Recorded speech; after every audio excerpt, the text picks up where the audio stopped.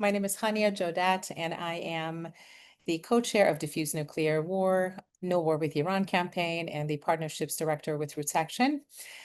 Good evening to you all from wherever you're joining us from. On behalf of Roots Action and the Teaching Network, we thank you for being here tonight. Thank you for choosing to spend this hour together when the world would often prefer that we stay silent, look away, or believe that nothing can change. We come together tonight in this gathering in a moment of profound grief, but also a profound possibility. Gaza has become a name we hear every single day in headlines, but for millions, it is not an abstract world. It is home. It is a memory. It is a family. And today, that home is under siege during a genocide, not only from bombs and bullets, but from the quiet cruelty of starvation, of policies that strip dignity from daily lives and turn survival into resistance. Yet, even in the face of this devastation, we're not powerless. The truth is rising, and it is rising from young people who refuse to inherit silence. It is rising from the organizers across the country who are unafraid to confront power in their universities, in their workspaces, and even within the halls of Democratic Party itself. Tonight, we are joined by leaders who represent the best of this country, who represent that courage. Leaders who have put their reputations, their positions, and sometimes their livelihood on the line to say what too many are afraid to say, that the automatic politics of war and occupation must end, and that justice for Palestine is not a fringe demand, but it is a moral necessity. As we listen tonight, let us remember that solidarity is not a slogan, it is an action. It is the thread that ties us together across borders and across generation. It is the belief that freedom is indivisible, that the liberation of one people is bound up in the liberation of all of us. So let us hold both grief and hope tonight. Let us mourn the lives already lost and let us lift up the courage of a generation refusing to bow to cynicism. Because in their voices, we hear the possibility of a future that is not defined by war, but by dignity, not by starvation campaigns and sanctions, but by solidarity, not by silence, but by the truth. Welcome, friends. Let us begin. It is my absolute honor and pleasure to introduce our very first speaker, Sunjay Muralitharan, who has revitalized the College Democrats of America as a national force within the Democratic Party. Under his leadership, CDA expanded into 7 new states, built a robust media and digital strategy, and secured direct commitments from every major DNC chair candidate to elevate youth voices in the party decision-making. As a student leader and an organizer, he has been a driving force in shaping how young Democrats view U.S. foreign policy, progressive domestic priorities, and the moral responsibility of a new generation to challenge entrenched power. Sanjay, it's an honor to have you with us tonight. I do want to lead us in with a question. You represent a generation that is reshaping the Democratic Party from within. How are the young Democrats today approaching issues like Gaza, sanctions, U.S. foreign policy, different from previous generations? No, of course. Well, first of all, I just want to say thank you for having me here. I mean, it's a great honor to join so many incredible activists and just to be able to speak with you as you take time out of your days. I see a lot of people from California. I'm native Californian. I grew up in Fremont, went to school in UC San Diego, and now I'm back in Fremont, gap yearing, cramming for my LSAT. It is not fun, but this is a nice break from that. But yeah, I mean, to answer your question, I want to start by kind of contextualizing kind of college Democrats in this movement. Because when when I speak to a lot of my peers, especially on universities, they assume college Democrats is kind of a wing of the party. And I don't view it as such. I view college Democrats as a wing for young people to make their voices heard within the party apparatus. There was a time when I was speaking to my political director, right at the peak of these protests, where he told me, it's at this moment, Sanjay, we have to decide whether or not we're an entity that represents the party to young people, but young people to the party. Mm. And to me, and what we decided, it's our job is to represent young people to the party. And kind of how College Democrats is built. We have like 500 chapters across the country and tens of thousands of members. These are the foot soldiers. These are the people who are unpaid, who show up to knock on doors, to make calls, to staff campaigns, sometimes for free, because they care about this work. We're not a wing of any special interest. I'm not paid. We're not members of a consultant class. I know some of us are in pursuit of that, but at the present, we're not. And how I like to view it is our work powers this party. And how college Democrats feel is that if you want us to turn out and not just, support Democrats, but do the groundwork that is necessary for this party to exist, our priorities need to be represented at the highest levels within our party. And that kind of takes me into my answer. So when in the peak of these protests, I think it was May, I think like between like March of May of, I think it was last year in 2024, we saw thousands of people take to the streets. Even in my home campus of UC San Diego, which I like to say we're as socially dead as we're civically dead. It's a STEM campus. People don't, in the aggregate, like the median student isn't very politically engaged, but there were thousands of people turning out. And the reason we saw so many young people come out is that just young Americans are sick and tired of this idea that if you're somehow an American ally or have some greater geopolitical significance to the ruling class in power, that it gives you a blank check to violate international law. And the fact that our hard-earned taxpayer dollars don't go to, helping lift people out of poverty or maybe feeding a child who needs an extra meal or helping pay off their own student loan debt or making the economy more accessible for them. It goes to literal bombs, to bomb babies. And that to us is disheartening.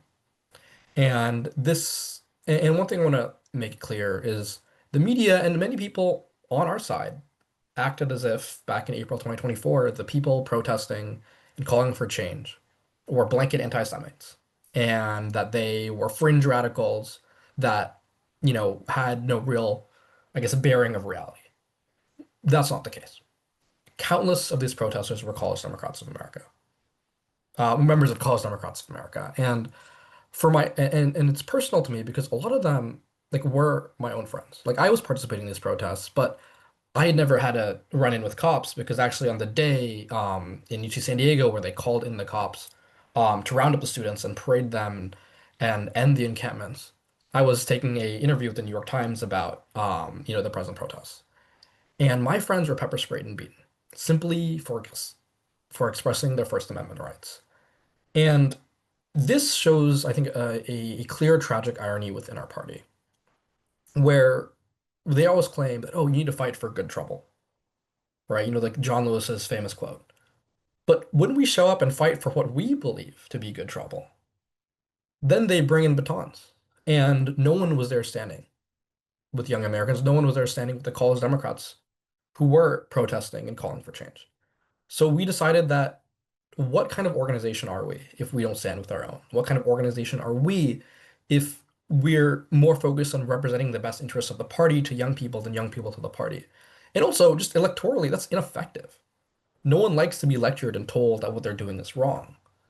And especially when what they're doing is morally right. And that was when we publicly called the Biden administration to change course, right? Because what we saw in College Democrats of America was this was going to hurt us in November. I spoke with a lot of media talking heads, and all of them told me that, hey, Sanjay, traditionally, foreign policy issues don't impact presidential races. And I'm like, fair, but you're telling me that those thousands of people who showed up in UC San Diego would not vote if, say, Harris or Biden was explicit about a Palestinian state, like the recognition of a Palestinian state, were explicit about, at the very least, an arms embargo for offensive weapons. You're telling me that these people who took the time out of their days to organize these protests wouldn't vote if we showed a clear difference between us and the Republicans? And to be clear, there is a difference between us and the Republicans because when I asked the College Republicans president to put on a joint statement with me, when the Iran war tensions were at the highest, to say, "Hey, President Trump, don't send us to war," they refused. So just to put it out there, there's a big difference between the College Republicans and the College Democrats. But um, After we put out the statement, which got tons of coverage, we heard nothing. Nothing from the Biden administration, nothing from the DNC, and it like no one bothered to even reach out. But we kept going. Our chapters still were the ground zero for grassroots organizing for the then Biden and later Kamala campaign, right? For example, the ECU College Democrats introduced Harris in their school. The MSU Democrats put on massive rallies for her, and countless of young organizers who are part of College Democrats or alumni of the College Democrats were working on so many of these campaigns. And I myself did tons of positive press for Vice President Harris. I even kind of pushed the narrative that she was a superior option than Biden on Gaza, largely because, she had a choice between Josh Shapiro and Tim Walz, and she picked Tim Walz, who clearly was, the I think the better option of the two. And we kept on going even beyond the loss, right? In Wisconsin, we organized on our 18 statewide campuses, while Elon Musk was actually bribing the college Republicans president with a $1 million check. And Crawford dominated the student vote, right? 9-1, largely thanks to the work of college Democrats and similar youth organizers on campus. To put it simply, even when we weren't heard, we still worked to ensure that our party worked, that our work was still powering this party, that we could still win elections. And we still held the belief that our concerns should be valid. And that's why when we saw Allison's resolution, I spoke with my board and they were like, we should sign on, right? It seemed like a no-brainer considering the stances we had taken. I talked to the high school Dems, Zayed, who's a good friend of mine, who's also pretty open about this issue. They signed on as well. And at the very least, I just wanted to get our concerns in front of the board of DNC voting members, right? And what was very disheartening was not the fact that, you know, it was put to a vote and failed. If we had gotten it to a vote, all 448 DNC members voted and it failed, fair game. That happens. That's how the system works. It's understandable. But they didn't let it out of committee. And that was where I was just like, come on. Like you cannot expect us to believe that this party represents our best interest consistently when you won't even let our concerns be heard. Give us the same chance to talk about it. Like, sure, we can include some amendments. We can add we can talk about the hostages. Maybe we can change the arms embargo to offensive weapons. Like, I'm happy to work with you all to compromise, but that just didn't seem like the focus.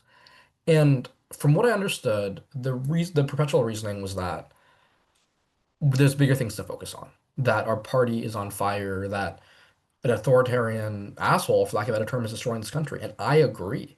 The College Democrats of America have been ground zero on fighting Trump across the country in all these special elections, right? But how can we expect the average American voter, the average young person, to believe that the Democratic Party will fight for democracy when they can't even fight for basic global justice? It's all connected. And that's what I think a lot of these insiders fail to see. And I think what this shows is that it is incredibly important that we be involved in these spaces. Because I think one of the disconnects that I see with the young people and how they approach this issue is they're very focused on grassroots activism. That is very important. And I never want to discount the importance of grassroots activism, but we need individuals like that within these party spaces. Moments like this don't epitomize why you need to leave the Democratic Party. Moments like this epitomize why you need to be in the party. Because this, whether we like it or not, this is a place where we can meaningfully build power, right? And that means, joining your county party as a delegate, maybe your state party, or even running for it as a DNC member in the national wing. But don't stop there. You can also be someone who runs for office too. College Democrats of America, we have people younger than me. I'm 20. But like our 19-year-old membership director, he's a school board trustee. Our one of our the chapter president of our largest chapter, former president, he's running for city council in East Lansing. A good friend of mine at home is a community college student. She's 19. She was elected to the school board in Fremont. Like, young progressives can win. It's the Zohan effect, I think, is real. And it's just history moves when we do, right? And it's easy to feel like, oh, we gotta leave the party. There's no point. No, you have a spot in this party. right? Well, I like to tell everyone in College Democrats of America, like, you can be pissed off with what's going on right now. You can think that the approach that the majority of Democrats are taking in Israel is incredibly evil, but still call yourself a Democrat because you're working within the party apparatus to make change. That is what we need right now, and that's what the College Democrats are working to do while we elect Democrats up and down the ballot. Thank you, Sanjay. There's about 86 people here in the audience, and I see the chat moving, and there's a discussion that's taking place about, who's helping kill some of these amendments. And a week prior to the DNC convention, the California insiders were trying to pass an amendment to ban any foreign policy discussions from our party in one of the supposedly most progressive states in the nation, fifth largest economy in the world, and saying that foreign policy doesn't necessarily impact, our party policy when this nation is built on the backs of immigrants, right? And years of slavery. So it's just it's really interesting to see how things are shaping, which brings me to my next guest, Allison Minnerly. And we'll dive a little bit about into, the inspiration behind the resolution and that process. But I do want to introduce you, Allison. Allison Minnerly, she is a trailblazer inside the Democratic Party, leveraging her position as a DNC member to introduce bold resolutions, challenging U.S. complicity in Israel's genocide on Gaza. Her authored resolution explicitly called for an arms embargo on Israel, recognition of the Palestinian statehood, and an immediate ceasefire, breaking new ground for the party debates on foreign policy. Allison's work represents a growing movement of grassroots activists and elected delegates who are pushing the Democratic Party to align its platform with the international law, human rights, and moral urgency of ending U.S. support for occupation and starvation campaign and genocide. Allison, your resolution within the Democratic Party has been described as historic. Take us through the process of bringing this issue into a traditionally resistant space, as well as what that means for the future of our party politics. Yeah, so I actually want to start with a question, kind of, because I know there's so many people in the audience and I see our chat is lighting up, but who here knows or can name a DNC member from your state? That can be a yes or no question. It can be something in the chat. It can also just be something where you drop the name of one of your DNC members. Okay, we have some yeses. That's really good. I think that, there we go. So we have some yeses and some nos. Actually, a lot more yeses than I expected, which is great. But I think for so long, the DNC has not been seen as an organizing body. And I think part of that is because we don't really see a lot of motion. When I think about where does the change come from, right? It's usually from our door-to-door campuses. It's from the conversations we have with voters. And I think that what's really cool about what just happened at the DNC and in relation to the resolution that we filed is that people all across the country, like you all, from Roots Action, from Progressive Democrats of America, so many people reached out and were like, where do I start and how do I get organizing? And so really the process for this resolution was that I discovered that resolutions that are filed within the DNC don't have to just be ceremonial. They don't have to just relate to commemorating a holiday or recognizing a figure. They can also relate to policy. And I think that what this really stirred up for me was that I am from a youth organizing background. I, Sunjay, talked a lot about what's happening on our college campuses, but even in our young Democrat spaces, something that I'm very proud to call, myself a member of here in Florida, the people that I organize with, the Democratic young people that they need to turn out and vote for them are really disappointed in where our party stands on this issue. And so I felt a responsibility as somebody that was elected to the DNC by young people. I was elected by a coalition of young people that when we showed up on our day of our state committee, we realized that there was no young people represented on our DNC. And that's when we as a youth coalition decided to nominate somebody from the floor and really make sure that we claimed our seat at the table because we thought that it was too important to have this national conversation without young voices on so many different issues, but in particular on Gaza. And so earlier this year when I was elected, I wasn't expecting what would come of this, but we're really excited to here in Florida continue the tradition of youth advocacy and youth organizing. I think for those that are familiar with Florida, we are the home of the Don't Say Gay walkouts, of the March for Our Lives protests. And so we come from that rich organizing tradition among young people. And when we have an issue that we care about, we speak up. And I'm really proud that the people in my state trusted me with this responsibility.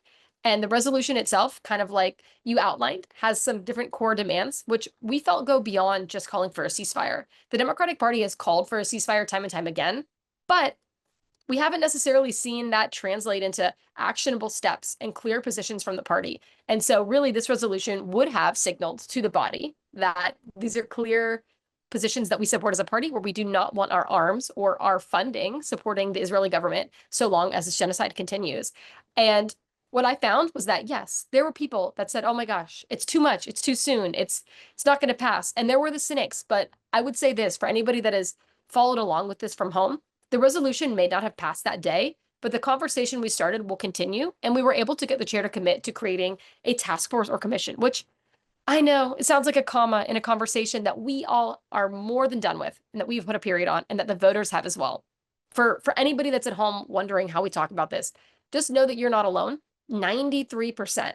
That is the bigger picture of Democrats that are not currently supportive of the party's position.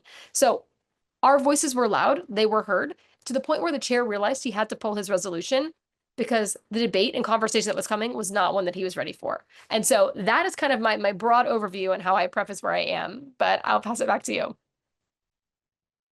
Thank you, Allison. I think a lot of the delegates who are attending this call do understand that this happens usually at our local or state level, oftentimes, right? Is that the leadership pulls a resolution because, God forbid, there's a controversial debate on the floor of the convention about such an important topic, right? And oftentimes we have to understand how related foreign policy is to domestic policy. Former Senator Nina Turner always says, what happens over here happens over there, what happens over there happens over here. When you do not fund a military that is rogue, you bring those resources back home, you allow for people in this country to survive their day-to-day bills and things that they need just as a part of human dignity, right? So Lily, I want to bring you in. Y'all, I'm so emotional about introducing this young woman. I am, I call her my sister. I hope that you feel the same way, Lily. But Lily Greenberg Call made national headlines when she became the first Jewish appointee in the Biden administration to resign in protest of U.S. policy in Gaza. Her resignation letter was a sharp rebuke of Washington's uncritical support for Israel and a moral appeal to recognize the devastating toll of a genocide, occupation, and a military aggression. Beyond her resignation, Lily has been a powerful voice in bridging Jewish identity with solidarity for Palestinian liberation, challenging narratives that conflate criticism of Israel's state policy with anti-Semitism. She continues to recognize nationally and internationally to build political will for peace and justice in Gaza. Lily, your resignation was a powerful act of that inspired many. Can you share what led you to that decision and how you see your role now in building solidarity and shifting narratives within both Jewish and political communities? Thank you, Hania.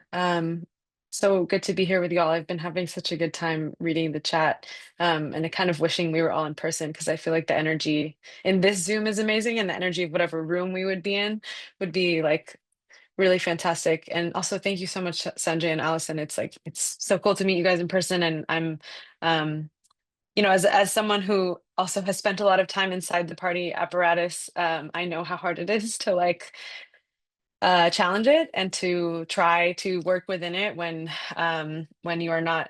you're feeling disillusioned and let down by people that that you respect, that you admire, that you think you're on the same page with, and trying to build a better country and a better world. So major props to both of you, and I'm excited to be in this space together. There's so much I could talk about in terms of what led me to the decision to resign. I think in many ways I might have. So I resigned in May of 2024, and when I look back, I think subconsciously I left my job mid-October 2023. Unfortunately, I and in many ways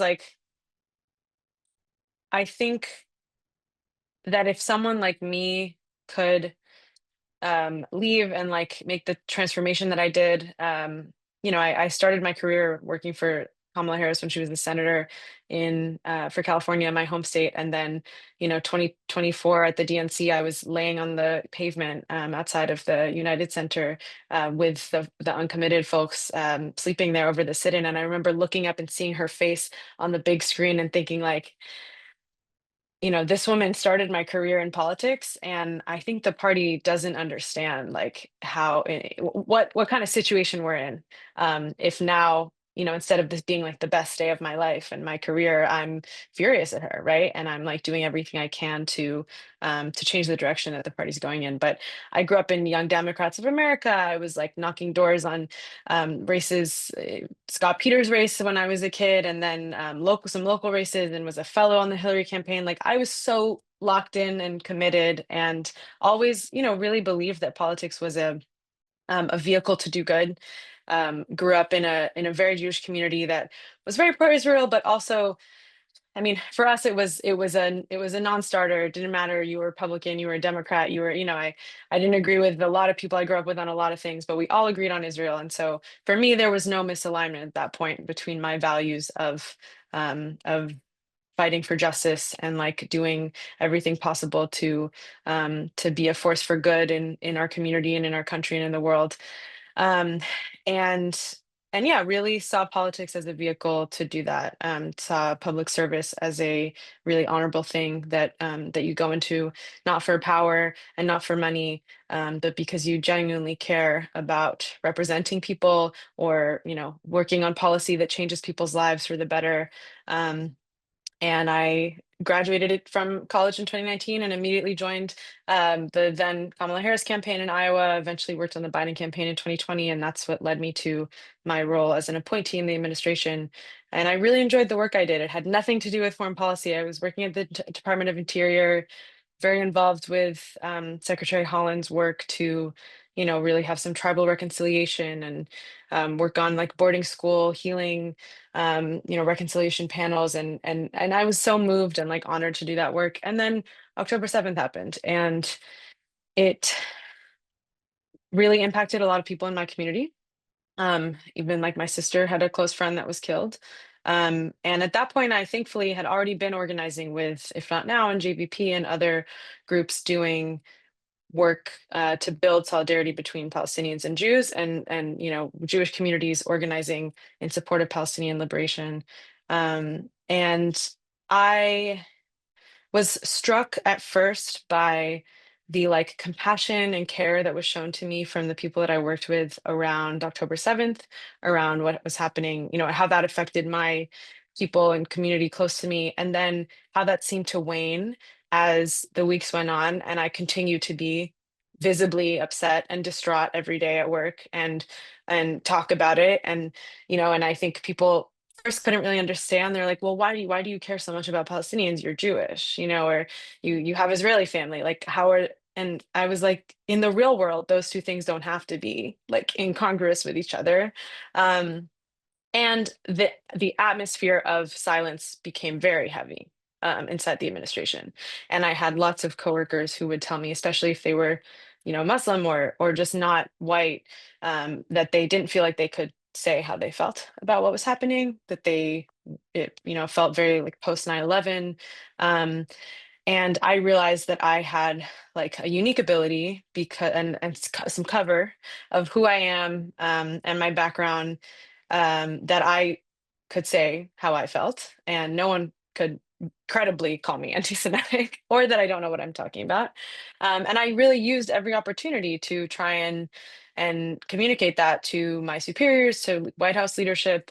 I was organizing people inside the government and congressional staff, and there was a lot more happening under the surface than I think a lot of people saw of how many people were trying to use our proximity to power and access to some of these people making decisions to try and shift US policy. And how clear it was really that like so many people who worked in government believed that what we were doing was wrong, for varying levels and like on varying reasons. But it really felt very undemocratic to know that there was a core group of people making decisions on this who completely locked out almost everyone else. And it didn't feel like the administration that I wanted to work for, and it didn't feel like the party that I thought I was connected to. And it didn't, again, and I didn't feel like a lot of the people around me who also maybe agreed, but were not willing to step out of lockstep with the party or the president, because of their career, because of their future. I was so like let down and disillusioned by that. And so eventually I think I came to a point where, like, for my own integrity, I felt that I had to leave. And I also realized that in that moment, if I really thought about it from a moral perspective.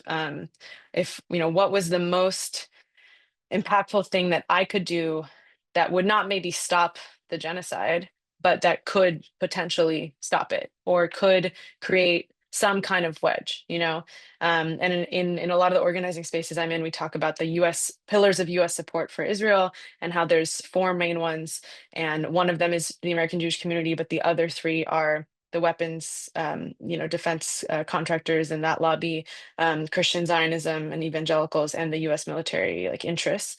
And all of those are kind of obscured by a curtain of Jewish safety, right? That they use as their justification. And I was like, our job as American Jews and Jews in general, I think, is to do what we can to rip that curtain off and reveal that there's like a lot of other things going on here.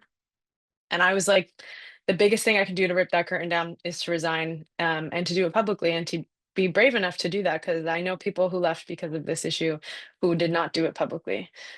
So once I framed it like that to myself, what is my moral obligation in this moment?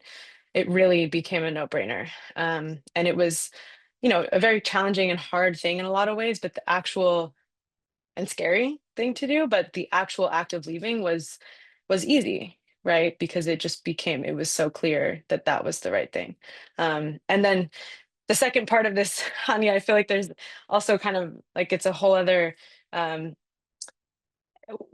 conditions for how we're even talking about this and how it relates to the party have changed so much from even last year to now. I think, in some ways it's good that under Trump, people are much more willing to like to connect Trump to Netanyahu and to like make it to draw some connections between authoritarianism in Israel and authoritarianism here. But still, as we all know in this call, like the party itself and party leadership of the DNC is not willing to do that. Even if, like Allison, you said, I mean, the number at 93% of Democrats don't support what Israel's doing. I don't know how anyone can look at that, any strategist, any consultant, and not be like, oh well, shit, we got to do something different.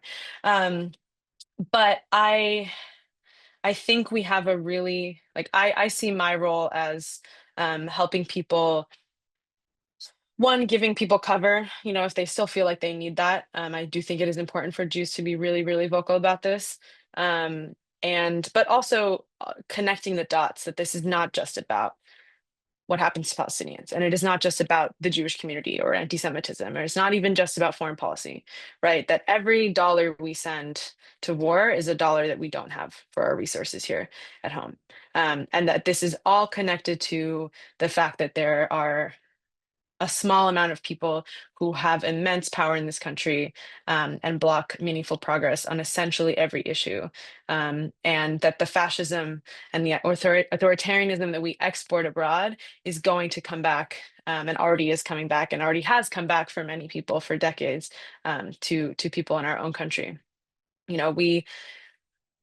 People need to understand that this is about not just saying like no more genocide in Gaza or no more using our tax dollars to kill Palestinians, but that also we want those resources invested in our future and in life, right? And not in death. We want those dollars invested in our communities.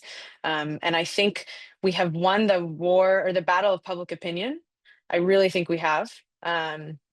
I think most Americans, and honestly, some days I feel better about this than others, but I do think a lot of American Jews don't believe the lie that oppression and occupation are the price of safety anymore, or at least that lie is crumbling.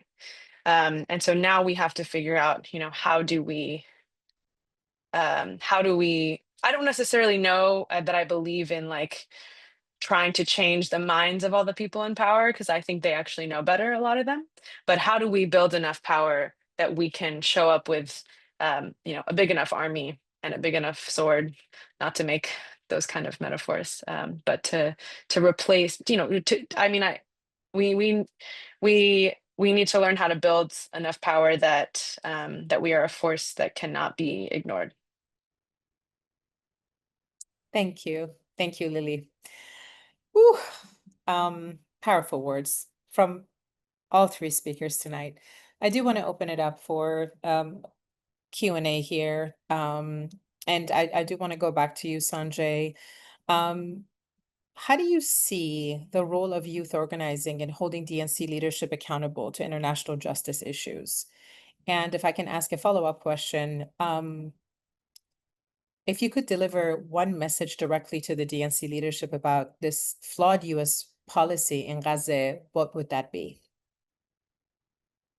Of course, thank you so much. I mean, I think our role comes down to kind of being the change that we want to see, right? And kind of being willing to enter in spaces where sometimes people might not want us to be and might just want us to kind of toe the line and put our heads down and expect and respect the status quo as it is, but to have the moral courage to stand up. And this can look like a lot of things. Like my one of my friends, David Hogg, was recently elected to the DNC. We did a lot of work to get him there, and he, while him and I might not see eye to eye and everything, he went to bat for us. And I think that is the kind of direction that we need to go in, consistently championing what we truly believe and being unafraid of this greater looming apparatus that claims to know more than we do. Because throughout history, young Americans have kind of been the moral clarity, from everything from the Vietnam War to the BLM movement and to right now in this present issue with Gaza. And it's our job to continue to do that and be willing to do it in the established spaces that may feel a bit more difficult. Sorry, I went over my head. Your second question was what my message would be. Okay, I forgot for a second. I think it would be simply as simple as this, that young Americans power the work of this party, and our concerns deserve to power it as well. And it's just that simple. Like, if you want young Americans to care and to be inspired by your leaders and to be inspired enough to go out and turn out and tell their friends to vote, or those who are, a bit more apathetic to even vote, you have to give them a reason and make it clear that you stand for what is right. And there's a myriad of issues where that's essential. And this present issue has kind of been the perfect litmus test for young Americans to see, are they bought by a foreign interest group, or are they willing to stand up for what the vast majority of Americans know is right? So. Thank you, Sanjay. I'll come back to you again. But Allison, kind of going back to the resolution and this notion that foreign policy matters divide the party, right? When we are in the age of fascism with Trump, and how do we salvage a party that is already broken? How do you respond to claims that resolution like yours are the ones that are being introduced about Gaza and just foreign policy about Congo, Sudan, and just US foreign policy divides the party? I love this question because I think that this is something that the party misunderstands fundamentally, which is that right now, the division is not between, it's not between necessarily all Democrats, right? The division is between the party leadership and the voters. When we talk about earlier, right, between 7 and 8% of people support the current position of the party that are Democrats. So we talk, that's like 93% of us. We are all unified, and we're not going to keep waiting for the party to, get on our page. What we're going to do is we're going to file resolutions. We're going to go to our local DECs. I see so many people in the comments here that are putting incredible actions they've done, whether it's hosting a press conference, whether it's writing an op-ed, whether it's, organizing to get maybe a state level initiative for your state party to adopt a policy platform on Palestine, right? There are so many different things that we can do. And I think it's really, really easy to get discouraged. So for anybody that is, in this comment in this chat that is also feeling disheartened and, understands that some of this work takes a long time and that it can also, be really challenging at times, I just urge everybody to consider that your energy, your devotion to whether that's Democratic Party politics, whether that's to just more broadly organizing and movement work, it is definitely worthwhile and it is meaningful. And you can leverage your labor, your talents, your energy that you divide and devote to your local DEC, to your local candidates, to your maybe your elected leaders, right? You can really leverage where you put your energy, time, and talent. And I really encourage folks to do that, particularly on this issue, right? Because right now here in Orange County, in Orange County, Florida, something that we're doing as young Democrats, as we are really creating a rigorous endorsement process where if you want us to show up and knock on doors for you, if you want us to make calls for you, if you want our youth coalition to mobilize our friends, family, and our peers to vote for you, you have to show up for us and you have to listen to us. And so I really want everybody to consider framing that, we are the ones with the power. I know we mentioned earlier about how the resolution didn't pass. It might be seen, as a failure, but if anything, it just shows that we're just getting started. And it really does, for me, show that we are so unified, no matter who else is divided from the base and from our issues that really matter to us. And something to the point of what you were talking about, how do you envision turning symbolic victories into real material policy change, Allison? Because this was a symbolic victory in a way. Well, I think now, right? So now there's precedent, right? There's precedent that in a democratic body, we have talked about an arms embargo, and we have also talked about ending military aid to the Israeli government. I don't see why everybody on this call cannot maybe take those same asks and demands to their member of Congress, to their senator. I know in my state, I'm not too lucky. I don't think Rick Scott's going to answer my email, but I think that for those of us, I saw somebody in the chat actually mention that they reached out to Amy Klobuchar's office and they were able to get a response after a few tries, which I think it just shows, right? We have town halls that are popping up across the country. We have other things where we have to be clear and targeted in our ask, right? It's not enough just to call for a ceasefire, which I think the party has done for years. But if we get really specific and we set up these meetings and we go into any space, right? Any space that we organize in, this issue can and should come up. And I think that that's one of the few ways is that you can be really direct in your ask, not just, oh my gosh, are you sad to see the images of Gaza? Because most people say yes, but it's like, are you going to vote this way? Are you going to support XYZ policy? Is really the next step that we can do to escalate kind of our asks and our demands, but also to be really strategic and breaking things down on a policy front. That's right. And Lily, you're navigating in such a tough space with some of the conversation you must be having with community members. How do you respond to claims that, well, I mean, let's talk about, I'll come back to this question, but how do you navigate the conflation of anti-Semitism with criticism of Israel's policies in this moment? I mean,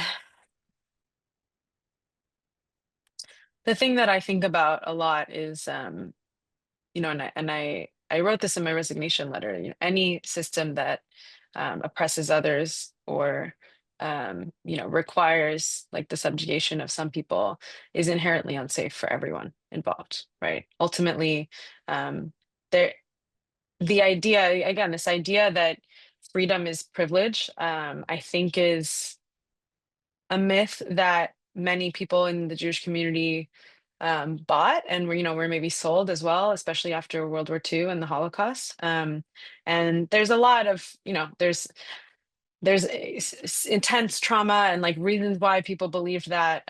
But that's it is a myth. It ultimately is a myth. There are 12 13 million Jews in the world. The only thing that will keep a minority community safe is multiracial democracy anywhere, right? And a definition of safety that means shared safety, right? That safety is freedom and dignity and solidarity with other people, and working together to build a shared future. Obviously, the state of Israel as it exists, like, does not keep Jews safe. I don't think a society where you have mandatory military service at 18 is the vision of safety and freedom and dignity that I want my children to have. That's not the kind of country that I want to live in. And it's obviously, and then even if you zoom out of Israel, like there really is nothing more anti-Semitic at this point to me than telling people that you have to be okay with watching people get blown up and starve for almost 2 years now, if you care about the Jewish people in your life, and it's so the correlation between like anti-Semitism rising when Israel commits these war crimes, and not just in the last few years, but every single time that there's been an escalation of violence, especially in Gaza over the last decades. It's so clear, right, that this state that is like pretending to act in the best interest of Jews and using our religion as a justification for genocide. I just think people don't believe that. I mean, some people do believe that still, but most people are not buying that anymore. And I think that it is why it is important for people like me to speak up against that, so that there can't be any cloaking and covering. And I think, I think a lot of people have a very hard time. I think there's a reason why a lot of people, especially people in my community and people that I grew up with, who are, very, very, very pro-Israel and defending what the state is doing right now, see me as such a threat, because they know that that when people from our own community speak up against this, that it helped dispels that myth. But I also like, I tend to direct people to thinking about Christian Zionism, because for me that was it was very important for me to learn about that. And I was still involved in AIPAC as a young person when Trump was elected in 2016. And I remember realizing that I was surrounded by evangelicals who clearly had a very different vision for the United States than I did. And also, I thought cared about Jewish safety, but then we're supporting this guy who was very anti-Semitic and clearly surrounded himself with other anti-Semitic people. And that helped break some of the cognitive dissonance for me around being involved in the pro-Israel lobby. There are more Christian Zionists in this country than there are Jews, right? And some of the most powerful people in the Trump administration, Mike Huckabee, for example, the ambassador to Israel, is a Christian Zionist. Their entire premise is that all of the Jews in the world have to be in the land of Israel for there to be this massive war between Jews and Muslims, for Armageddon to happen, and for basically everyone who's not a Christian to die or convert, which is just that does not sound like a vision of Jewish safety that I believe is that's not a vision for Jewish safety, period. So I think it's that is for me, that's like a helpful redirection of like, okay, who are people really invested in this, who have put a lot of money and time and effort to organize power into the pro-Israel world and into this pro-Israel US foreign policy. And do those people actually care about Jews and their safety? No, not at all. Lily, as a former staffer, you've seen probably many times that folks who want to also speak out, there's a fear of retaliation and losing livelihood and jobs and so on and so forth. What strategies do you think can be effective for building moral courage among other insiders of the government? Yeah, I think this is really important, and not just around Palestine and Gaza necessarily, but all of I think everyone who is a federal worker right now needs to get organized and learn how to dissent, right? And how to practice noncompliance. And I think you're very right, Hania. The institutions they are not very revolutionary, and they discourage dissent, very much so. So I really think a lot of like people in government need to get more involved in movement work, or at least somehow be taught skills from movement organizing, because for me it was very helpful that I had a foot in that world when I was inside the federal government. I don't know if I would have had the skills to organize congressional staff and admin staff, to do letters and vigils, and had the skills and also the courage, right? Because I knew, okay, like there's people outside of this who have my back, right? And who have taken risks before, maybe not in this exact context. But I think it also is important for the general public to show that we will support these people. I think there tends to be, there's such a bubble in a lot of ways in DC, between people in DC and elsewhere. And there's also, government is a pretty insular career track. You spend your whole life kind of building up in there, whether you're a political or a civil servant, and even more so if you're a civil servant.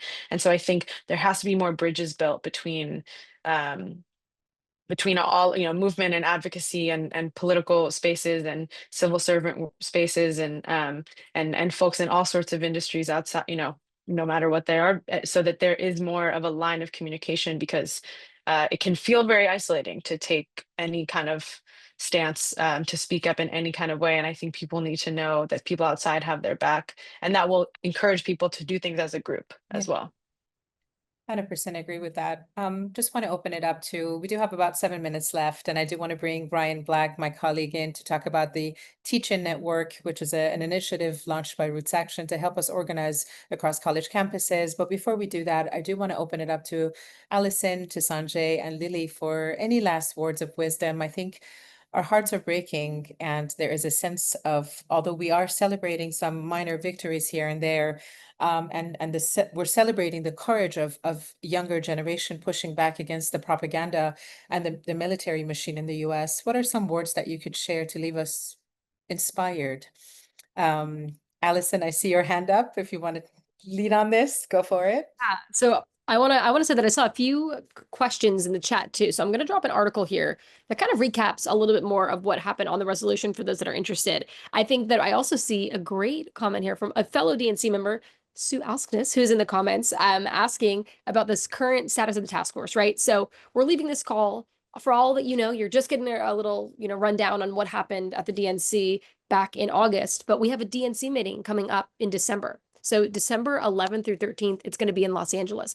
And that's going to be a critical testing point of, is this task force and this conversation that the chair promised, the party leadership has, proposed and accepted, right? Is that going to lead to real meaningful change within the party? So from now until then, it is my mission, and I will give everybody updates. I will definitely refer to folks at Roots Action Network so we get you plugged in on, making sure that that promise that was made is kept, but also that whatever conversation and whatever roundtable task force is formed is representative of the diverse voices of the party, not just of people with money and power and influence, but of everyday organizers, activists, and leaders like us in this call. And so I really want to make sure that that space represents us and our wide viewpoints. And I encourage anybody that, has direct lived experience or knows folks in their state, part of any party apparatus, please get in touch with your DNC members. It is so, so, so important that as we kind of go towards these next steps, while we don't have them just yet, conversations are going to start hopefully within this week or the next week, that we are not looking away, because that's what they want. They want this to all die down. The DNC meeting's done. And that is now a body that, again, is under organized and that you all can have a say in shaping. So very excited to keep y'all posted on where that goes next. Thank you, Allison. And if you have your Twitter, Instagram handle, if it's not private, go ahead and do put that in the chat so people can get in contact with you and be inspired and talk strategy. Sanjay, go for it. Last few words. Well, of course. I mean, I think the biggest thing is just keep up the fight, right? When you feel disheartened, when you feel like there's no hope, that's how you know that the opposition is winning, because that's how they want you to feel. And it's hope is a strange thing. It's something that I think that I've come to learn that comes from within. And the most capable and incredible organizers and the ones who are able to bring about the most substantive change are the ones who kept hope in their hearts when it felt like externally there was nothing to be hopeful for. But right now, we have the luxury of something actually being hopeful. We have public opinion moving to our side. We have people gathered here fighting for what's right. We have one of the two parties in this country slowly giving way to what clearly is right. And I think just keep up the hope and keep up the great work that you have all been doing. And thank you all for just taking time out of your days to come and speak with all of us today. And Sanjay, how can people get in contact with you if you want to share your Twitter handle, X Twitter, whatever it is you have in terms of social media? We would love to follow your work. No, of course. We'll do. Lily, go for it. Yeah, I don't know. I feel like I don't know what to say that hasn't necessarily been said already, but I mean, I echo Sanjay and Allison that there is so much that you all can do in your hometowns, in your communities, like in the places that you live. It can feel very scary to look at what's happening in this country right now and feel like there's so much out of your hands and you have so little power to impact it, but that is not true. And a lot of people will say that that's the case, that things are too hard, that we don't have power, that we don't have money, that we have to wait. A lot of people will say that what we're asking for is not politically possible, but nothing ever worth fighting for has felt politically possible. And taking action, even if it's something small, is the antidote to fear. I think if you let yourself believe that the world that we're fighting for doesn't exist, then as Sanjay said, like the opposition has already won. And we get to decide what's possible, not the people in power. I think I'll say that I've been unlucky to in my life so far, in my young life, to have proximity to some people with a lot of power, and they are not the bravest people I've ever met at all. If anything, a lot of them are some of the most cowardly people I've ever met. And I bet that everyone on this call is significantly braver than people with much, much more power than you. And so, yeah, I mean, I'm really encouraged that everyone is like taking the time to spend their night on a Tuesday, talking to all of us. And even though this resolution was defeated, it is an incredibly powerful victory that can be made into a real material, tangible victory soon. Thank you, Lily. And let us know how we can follow your great work that you're doing across the country.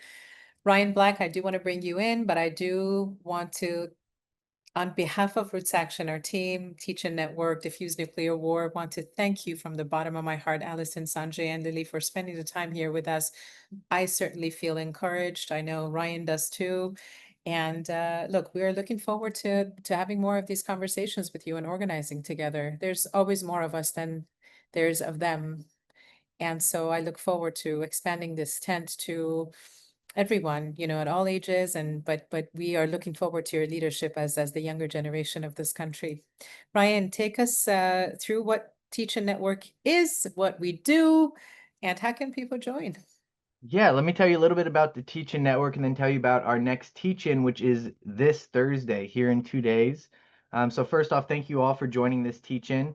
We want to empower you to organize your own teach-in now. Our goal is to help make organizing a teach-in safe and easy. We provide resources and connect you with vetted expert speakers like the ones you heard from tonight. The network is comprised of toolboxes that include primers, presentations, videos, and of course, access to experts, many of whom are listed on our website, which I will post in the chat. Here is a list of some of our speakers, but there's dozens of more that aren't on there that we talk to all the time.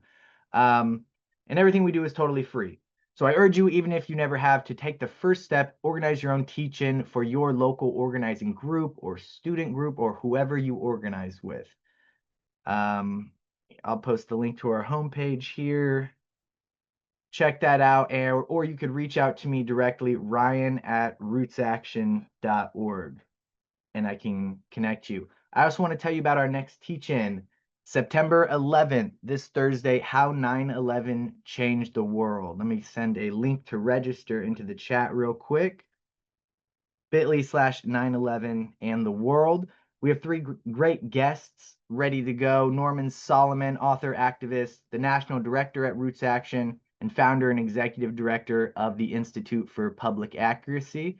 We'll also be joined by Jeffrey Sterling, former CIA Iran task force. He served prison time for supposedly violating the Espionage Act. And he's the author of a book called Unwanted Spy, The Persecution of an American Whistleblower. And lastly, our third guest, Professor Jeremy Veron. He's a professor of history at the New School for Social Research and Eugene Lang College, and a longtime member of Witness Against Torture. He's the author of many books, including the forthcoming Our Grief is Not a Cry for War, The Movement to Stop the War on Terror, which comes out on November 5th, and you can check out here. So again, one more time, I'll put the link to sign up for this teach-in. And I do hope you will all sign up and join us on Thursday again. And thank you all so much for joining us tonight. Take it away, Hanya. Yeah, so again, you could be anywhere, but you chose to be here with us. We thank you from the bottom of our hearts. There's obviously a request for us to have more of these, conversations with the likes of Sunjay, Lily, and Allison. So we look forward to organizing more of these for you. You have our email addresses, you have the Teacher Network website. Do stay in contact. Free Palestine. And I wish you a beautiful evening. Have a good night.